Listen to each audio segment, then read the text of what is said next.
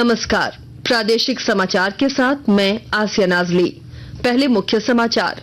भारत में स्वच्छ भारत मिशन से वर्ष 2011 से 2020 के बीच प्रतिवर्ष 60 से 70 हजार शिशुओं की जान बचाई गई। अंतर्राष्ट्रीय विज्ञान पत्रिका नेचर ने दी जानकारी।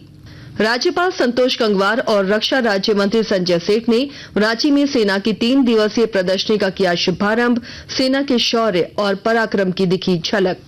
एडजुडिकेटिंग अथॉरिटी ने राज्य के पूर्व मंत्री योगेंद्र साव और विधायक अंबा प्रसाद समेत 15 परिजनों के बैंक खातों को फ्रीज करने का दिया आदेश। उत्पाद सिपाही भर्ती के दौरान युवाओं की मौत पर भाजपा ने सरकार को फिर घेरा।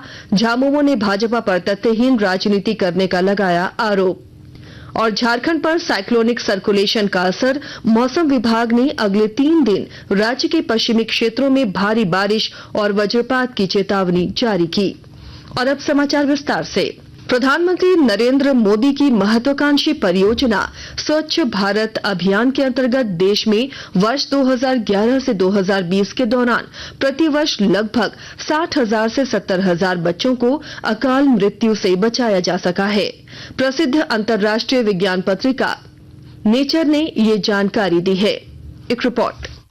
अंतर्राष्ट्रीय खाद्य नीति अनुसंधान संस्थान, कैलिफोर्निया विश्वविद्यालय और ओहायो विश्वविद्यालय के शोधकर्ताओं ने वर्ष 2011 और 2020 के बीच 35 राज्यों और 640 जिलों की शिशु मृत्यु दर तथा 5 साल से कम उम्र के बच्चों की मृत्यु दर के आंकड़ों का अध्ययन किया था। अध्ययन में कहा गया है कि भारत में स्वच्छ भारत अभियान की अवधि के बाद और इससे पहले वर्षों की तुलना में शिशु और बाल मृत्यु दर में तेजी से गिरावट आई। नेचर पत्रिका की इस रिपोर्ट को साझा करते हुए प्रधानमंत्री नरेंद्र मोदी ने कहा कि वे स्वच्छ भारत अभियान जैसे प्रयासों के प्रभाव को उजागर करने वाले शोध को देखकर खुश हैं। श्री मोदी ने कहा कि लोगों की शौचालय तक पहुंच शिशु और बाल मृत्यु दर को कम करने में महत्वपूर्ण भूमिका निभाती है। शहरों को खुले में शौच से मुक्त बनाने के लिए वर्ष 2014 में स्वच्छ भारत अभियान शुरू किया गया था। भारतीय सेना के पूर्वी कमान की ओर से राजधानी रांची के मोरहाबादी मैदान में पहली बार सशक्त सेना समृद्ध भारत प्रदर्शनी का आयोजन किया जा रहा है।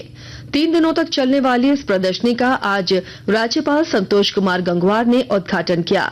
इस अवसर पर रक्षा राज्य मंत्री संजय सेठ और पूर्वी कमान के लेफ्टिनेंट जनरल रामचंद्र तिवारी समेत सेना के कई वरीय अधिकारी मौजूद थे। समारोह को संबोधित करते हुए राज्यपाल ने राष्ट्र के प्रति निस्वार्थ सेवा और समर्पण के लिए सैन्य बलों की प्रशंसा की।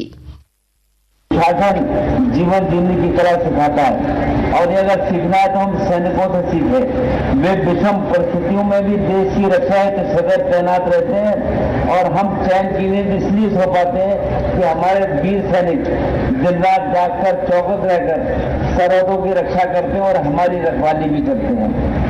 हम देश के उन सभी वीर सैनिकों को सलाम करते हैं जो अपने साहस और बलिदान के साथ देश की सुरक्षा में अपना जीवन देश के लिए सर्वस्व न्यौछावर करने का काम करते हैं। इस मौके पर रक्षा राज्य मंत्री संजय सेठ ने कहा कि प्रधानमंत्री नरेंद्र मोदी के नेतृत्व में रक्षा के क्षेत्र में देश आत्मनिर्भर बन रहा है। उन्होंने कहा कि सशक्त सेना समृद्धि भारत प्रदर्शनी युवाओं में राष्ट्रभक्ति की भावना को और अधिक जागृत करेगा। हम आत्मनिर्भर बन रहे हैं, फंड की कोई कमी नहीं। आज स्थिति बदल गई तो 40 देशों को अस्त्र शस्त्र हम एक्सपोर्ट कर रहे हैं। मैं कह सकता हूं कि यह प्रदर्शनी युवा पीढ़ी के लिए एक माइलस्टोन होगा। राज्यपाल संतोष कुमार गंगवार ने कहा है कि स्वयं सहायता समूहों के गठन से महिलाओं के जीवन में बड़ा बदलाव आया है। खूंटी जिले में कटहल प्रोसेसिंग यूनिट में कार्यरत सखी मंडल की महिलाओं से संवाद करते हुए श्री गंगवार ने कहा कि महिलाओं का स्वरोजगार की दिशा में आगे बढ़ना विकास का वाहक है। इस दौरान उन्होंने सखी मंडल की महिलाओं के बीच परिसंपत्तियों का भी वितरण किया। दिल्ली स्थित एडजुडिकेटिंग अथॉरिटी ने राज्य के पूर्व मंत्री योगेंद्र साव के पारिवारिक सदस्यों के नगद जमा वाले 15 खातों को फ्रीज रखने का आदेश दिया है। इनमें उनकी पुत्री और बड़कागांव के विधायक अंबा प्रसाद का खाता भी शामिल है। इन खातों में कुल 12 करोड़ 24 लाख रुपए जमा हैं। ईडी द्वारा दायर ओरिजिनल एप्लीकेशन पर सभी पक्षों को सुनने के बाद अथॉरिटी ने ये आदेश दिया है।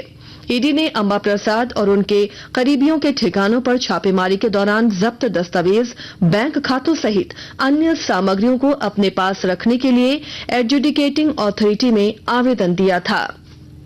आकाशवाणी के ताजा तरीन समाचारों के लिए आप हमारी वेबसाइट newsonair.gov.in पर लॉग ऑन कर सकते हैं। ताजा समाचार X handle @AIR news alerts और Facebook page All India Radio News पर भी उपलब्ध है। आप प्रादेशिक समाचार एकांश के एक्स हैंडल @AIR न्यूज_रांची और फेसबुक, इंस्टाग्राम पेज तथा YouTube channel AIR news Ranchi पर भी हमारे बुलेटिन सुन सकते हैं। प्रादेशिक समाचार आप आकाशवाणी रांची से सुन रहे हैं। नेता प्रतिपक्ष अमर कुमार बावरी उत्पाद सिपाही भर्ती के दौरान युवाओं की मौत पर फिर से राज्य सरकार को घेरा है। उन्होंने आरोप लगाया कि अपनी कमी छिपाने के लिए सरकार मौत का ठिकरा कोरोना टीका पर फोड़ रही है। श्री बावरी ने कहा कि कोरोना के टीके ने करोड़ों लोगों को नया जीवन दान दिया है। मुख्यमंत्री जी, आप अपने असफलता को छिपाने के लिए नौजवानों के मौत को भी राजनीति के चश्मे से देख रहे हैं। कोरोना का टीका के कारण आज देश और पूरे विश्व के कितने ही लोगों ने अपने जीवन को सुरक्षित पाया है। इसलिए उत्पाद सिपाहियों के दौड़ में मृत्यु को प्राप्त युवाओं के जीवन के उनके मृत्यु का उपहास न उड़ाएं। इधर झामुमो के महासचिव सुप्रियो भट्टाचार्य ने दोहराया है कि युवाओं की मौत कोरोना टीके के प्रभाव के कारण हुई है। रांची में पत्रकारों से बातचीत करते हुए उन्होंने आरोप लगाया कि युवाओं की मौत पर भाजपा तथ्यहीन राजनीति कर रही है। उत्पाद विभाग के जो आरक्षी नियुक्ति के दौरान जो दौड़ हुई, उसमें जो दुखद मौतें हुई, उस पर बिना तथ्यात्मक जानकारी के एक के बाद एक बयान दिए जा रहे और मौत को एक राजनीतिक मुद्दा बना दिया गया। लेकिन अब चीजें धीरे धीरे स्पष्ट हो गई कि कहीं न कहीं ये कोरोना का पोस्ट इफेक्ट है। गिरिडीह में कई वर्षों से बंद ओपनकास्ट कोलियरी के खुलने का मार्ग प्रशस्त हो गया है। गौरतलब है कि जिस भूमि पर सीसीएल द्वारा कोयले का खनन किया जा रहा था, उस पर वन विभाग ने मालिकाना हक जता दिया था। इसके बाद इस कोलियरी को बंद करना पड़ा था। राज्यसभा सांसद सरफराज अहमद ने बताया कि जांच में ये बात प्रमाणित हो गई है कि भूमि वन विभाग की नहीं है।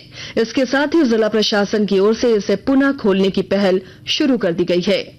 जिले के उपायुक्त नमन प्रेयस लकड़ा ने कहा कि कोलियरी के पुनः चालू होने से रोजगार के अवसर बढ़ेंगे। गिरिडीह ओपन कास्ट माइंस के कुछ राजस्व जो डॉक्यूमेंट्स हैं उनका प्रोसेस किया जा रहा है और LRDC के यहाँ से हमारे यहाँ पे आया है और उसकी समीक्षा की जा रही है और हम लोग एक्सपेक्ट करते हैं कि फिर नियम अनुसार इसमें जो भी आगे कार्रवाई हो सकेगी तो हम लोग इसके दिशा में पहल करेंगे। सरायकेला खरसावां जिले में भारत सरकार द्वारा चलाए जा रहे राष्ट्रीय वेक्टर जनित कार्यक्रम के अंतर्गत लोगों को मलेरिया, डेंगू, चिकनगुनिया और फाइलेरिया रोगों से बचाव को लेकर जागरूक किया जा रहा है। और जानकारी दे रहे हैं हमारे संवाददाता। सरायकेला खरसावां जिले में भारत सरकार द्वारा चलाए जा रहे राष्ट्रीय वेक्टर जनित कार्यक्रम के अंतर्गत लोगों को रोगों से बचाव को लेकर जागरूक किया जा रहा है। Civil surgeon doctor Ajay Kumar Sinha ने बताया कि मलेरिया, डेंगू, चिकनगुनिया एवं फाइलेरिया से बचाव को लेकर स्वास्थ्य विभाग की टीम पंचायत स्तर पर लोगों को जागरूक कर रही है। 2 दिनों से अधिक बुखार होने की स्थिति में स्वास्थ्य विभाग को संपर्क करने को कहा गया है ताकि समय पर मलेरिया एवं डेंगू की जाँच कराया जा सके। गोलक बिहारी, आकाशवाणी समाचार, सरायकेला खरसावां। मौसम विभाग ने अगले 3 दिनों तक राज्य के कई हिस्सों में भारी बारिश और वज्रपात की चेतावनी जारी की है। इसे लेकर विभाग द्वारा येलो अलर्ट जारी किया गया है। मौसम विभाग ने बताया कि बंगाल की खाड़ी में निम्न दबाव से बने साइक्लोनिक सर्कुलेशन का असर राज्य में देखने को मिलेगा। इस दौरान पलामू, गढ़वा और चतरा समेत पूरा दक्षिणी पश्चिमी भाग के प्रभावित रहने की संभावना है। और अब अंत में मुख्य समाचार एक बार फिर। भारत में स्वच्छ भारत मिशन से वर्ष 2011 से 2020 के बीच प्रतिवर्ष 60 से 70 हजार शिशुओं की जान बचाई गई। अंतर्राष्ट्रीय विज्ञान पत्रिका नेचर ने दी जानकारी। राज्यपाल संतोष गंगवार और रक्षा राज्य मंत्री संजय सेठ ने रांची में सेना की 3 दिवसीय प्रदर्शनी का किया शुभारंभ। सेना के शौर्य और पराक्रम की दिखी झलक। एडजुडिकेटिंग अथॉरिटी ने राज्य के पूर्व मंत्री योगेंद्र साव और विधायक अंबा प्रसाद समेत 15 परिजनों के बैंक खातों को फ्रीज करने का दिया आदेश। उत्पाद सिपाही भर्ती के दौरान युवाओं की मौत पर भाजपा ने सरकार को फिर घेरा। झामुमो ने भाजपा पर तथ्यहीन राजनीति करने का लगाया आरोप। और झारखंड पर साइक्लोनिक सर्कुलेशन का असर, मौसम विभाग ने अगले 3 दिन राज्य के पश्चिमी क्षेत्रों में भारी बारिश और वज्रपात की चेतावनी जारी की। इसके साथ ही आकाशवाणी रांची से प्रादेशिक समाचार का ये बुलेटिन समाप्त हुआ। नमस्कार।